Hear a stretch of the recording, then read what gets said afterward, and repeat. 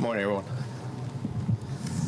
Thank you for being here. Before I get to the questions this morning, I'd like to take a few moments to address several important incidents that have occurred in recent days and events that reflect both the challenges that our city faces and the ongoing work of the men and women of the Los Angeles Police Department.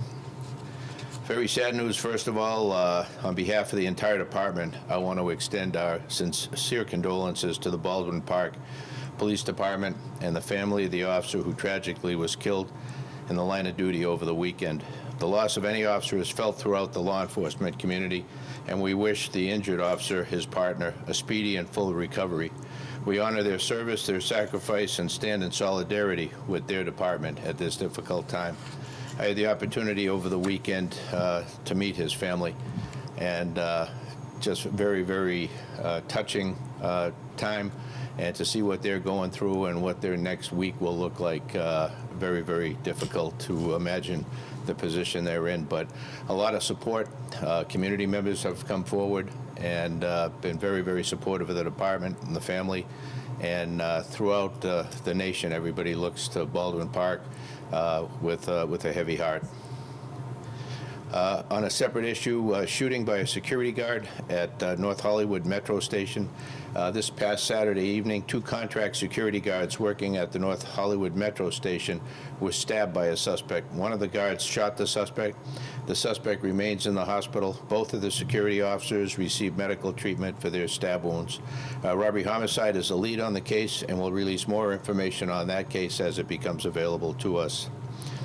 Next, I want to address a series of hate crimes that have targeted a transgender woman who works and resides in our Rampart area. Since April 8th, Rampart area has been investigating that series of violent and escalating hate crimes targeting a transgender woman who owns and resides above a small business on 6th Street. Over the span of 5 separate incidents ranging from an attempted sexual assault and aggravated assaults to a robbery with a firearm, she has been repeatedly victimized by, we believe, the same group of suspects. These attacks have included verbal slurs, physical violence with weapons, and most recently on May 31st, an attempted shooting during a robbery in which $30,000 was taken from her residence. One suspect was identified and arrested on May 27th and remains in custody, which confirms that he did not participate in the May 31st attack. 2 suspects remain outstanding, and detectives are working diligently to identify and apprehend them. Investigative steps have included the release of surveillance images, which I believe you all have, DNA and fingerprint collection, coordination with specialized units, including our gang and narcotics sections, in an effort to locate the suspect. The series is being investigated as a hate crime. We're requesting public assistance in locating these suspects, and we're asking for their assistance in identifying and apprehending the suspects. Anyone with information is urged to contact LAPD Rampart Division detectives at 213-484-3495. Some other issues to just to give you a briefing on. Just a moment to update the public on a significant incident that occurred in Newton Division. On Saturday night, May 24th, our officers were conducting proactive patrols near 16th Street and Trinity Street, an area that's seen an uptick in illegal warehouse parties. During the course of those patrols, officers discovered an unauthorized rooftop concert spanning 2 parking lots in the 1700 block of Trinity Street.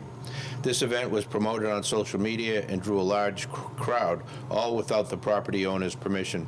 The owner confirmed that the attendees were trespassing and asked for their removal. A rooftop fire also broke out, prompting a response from the Los Angeles City Fire Department. However, firefighters could not safely intervene until LAPD secured the area. What began as a response to a trespassing quickly escalated. As officers worked to disperse the crowd, they encountered growing hostility.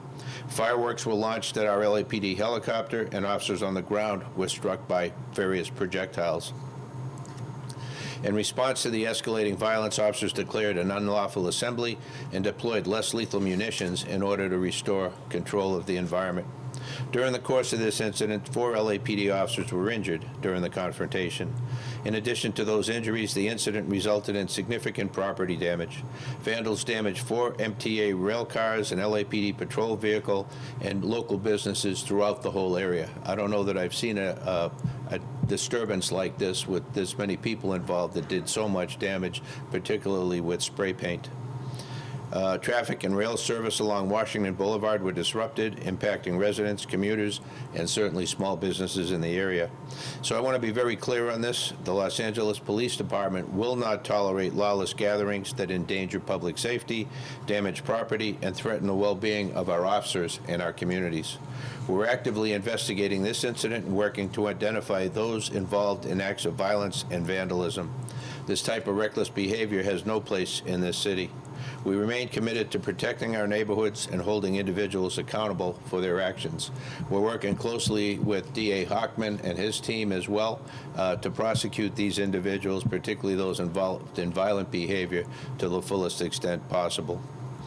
Lastly, we're aware of felony insurance fraud charges that have been filed against a former LAPD Reserve officer, Eric Helem. He was a full-time officer from February 2009 through June of 2022. He then became a reserve officer. Mr. Helem was removed from the department in March of this year. The LAPD holds all personnel within the department to the highest standards of integrity and will continue to cooperate as needed with the appropriate authorities as they continue to investigate and prosecute this case. Later today, the Board of Police Commissioners will hear a presentation from our Professional Standards Bureau regarding personnel complaints in 2024. I encourage any of you to tune in if you have the ability and listen to both the presentation and the discussion that will follow.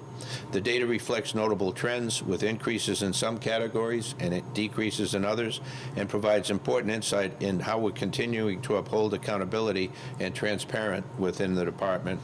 With that, I'll take any questions that you might have. If you could name and identify your station.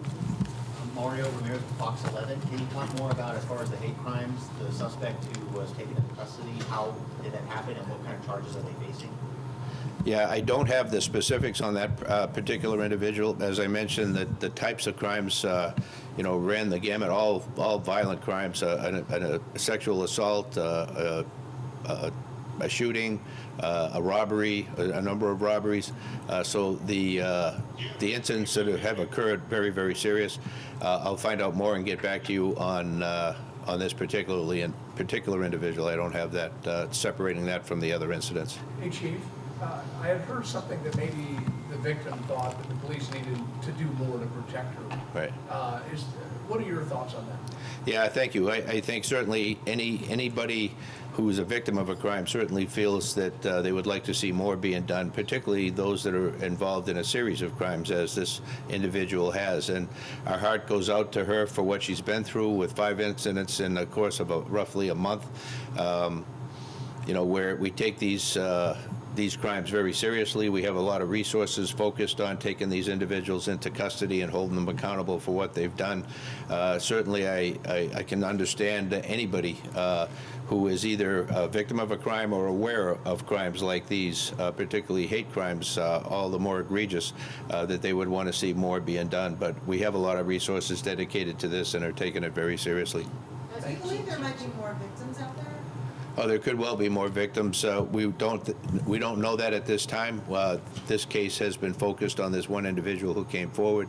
We understand that crimes like this are often unreported or underreported, and we would encourage anybody who has been the victim or has continuing series of situations like this, please come forward, because if you do, we'll be able to catch and hold them accountable. If not, they're going to do it to other people as well. And do you know if in the last attack on May 31st, there were 3 attackers, one was in jail, so were there only 2 there at that time? We believe so. We believe that there's 5 incidents that we're aware of. We believe 3 suspects, with 1 being in custody. Okay. And some pretty good, I don't know if we have it here, but still photos of the individuals involved. So hopefully some member of the public can step forward and identify that person for us, and then we can take next steps to hold them accountable. I have the photos too. You guys all should have received them via email, so if you want them electronically, just come see me afterwards and I'll make sure that you get them. I have stills here that you can zoom in on, but the quality will be much better if I send them to you digitally. Chief, there's a question from Eric Leonard from NBC regarding the budget. He's on speakerphone. Okay. Hey, good morning.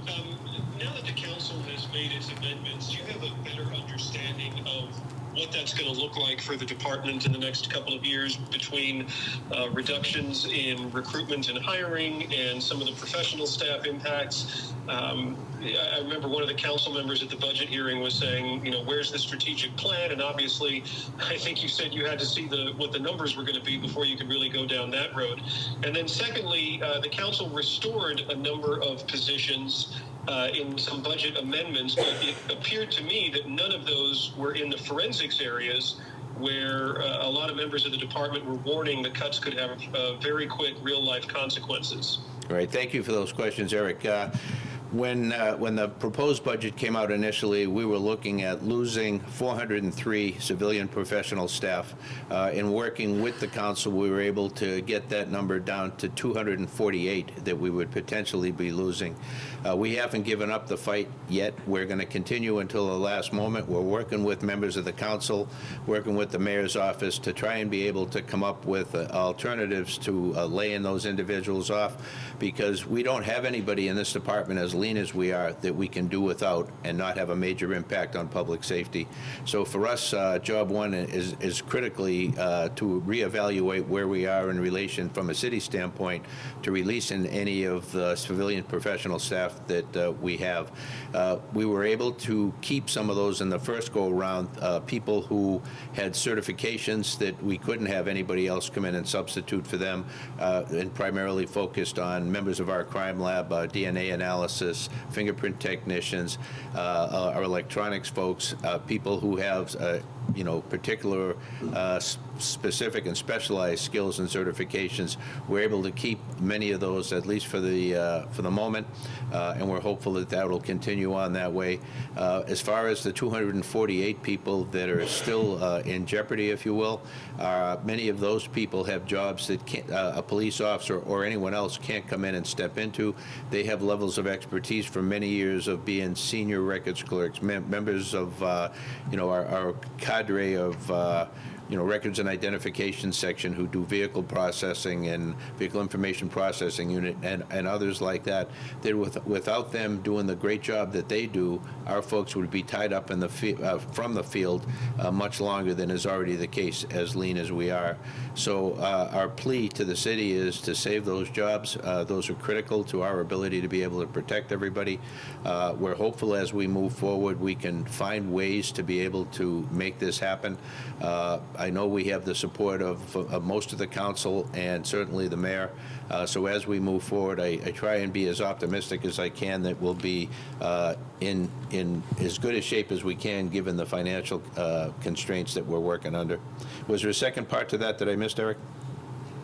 Well, just the issues that come down to hiring and recruitment. Oh, sorry. Sworn, Right. And that there's some restoration, and then there's I think there was a proposal to revisit mid-year, depending on what the reality of the city's finances Right. look like. But regardless, you're going to be dealing with a shrinking police force, and just curious for your thoughts about how that's going to be managed. No, thank you for that.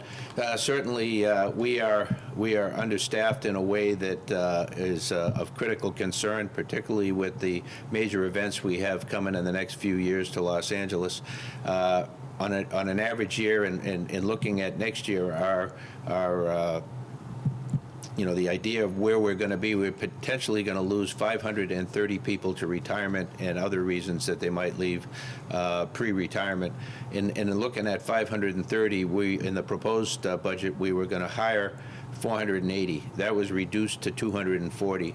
So you can see we're going in the wrong direction, particularly as we had hoped to ramp up for the Olympic Games in 2028. That said, we're going to be able to hire 240. We're going to work very closely with personnel department to be able to help streamline the process, because the way we were losing so many people to other departments was primarily due to the length of the time it took to get a job offer.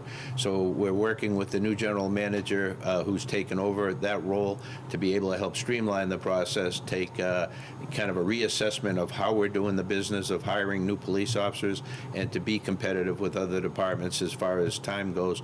I think our organization speaks for itself. I'm very optimistic that people who want to be police officers would want to be Los Angeles police officers. So I believe our biggest obstacle has been the length of time it takes to get that job offer. So if we can fix that, I think we'll be in better shape. If we hire and are able to hire the 240 in the next 6 months, my hope is that we'll be able to find the money in the city to be able to keep the hiring going and to be able then to hire additional officers, potentially an additional 240, and put us back in the range to be able to at least stay close to the attrition rate. And then in future budgets, my hope is that we'll band together in whatever way necessary to be able to increase our hiring above attrition and hopefully well beyond attrition, because certainly this city deserves and needs it. Anything else? Thank Thanks, you. everyone. Appreciate that. No, thank you all very much.